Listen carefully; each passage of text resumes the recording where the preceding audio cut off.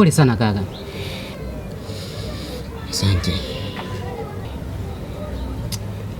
Vipi? Ilikuwaje?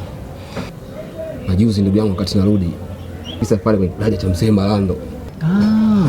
Niko maji. Nikaondoka rafiki yangu. Nikapiga chini mwanangu. Kafikia mbavu hizi.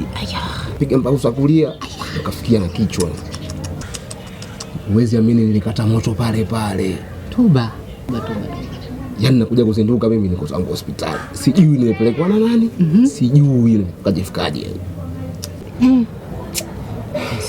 Wewe acha tu. Pole sana. Sasa kaka, bwana, sisi tulikuwa tumepitisha daftari letu la mchango na nilikuwa sijakwambia before, ila kule bondeni kule kwa masela yako kule kuendesha bodaboda kule. Na kule napo pia nimekusanya wakanikabidhi pamoja na pale kijiweni kwako pale. Kwa hiyo nimeona nikuletee hela, itakusaidia siku 2 hizi, siku 3 hizi kikusukume. Pole sana. Nashukuru sana. Ndio.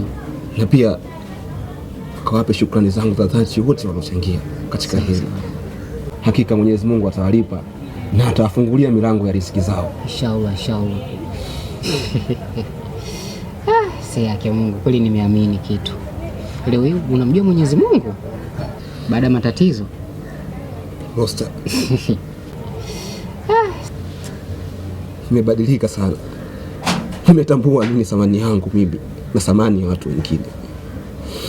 Na katika hii dunia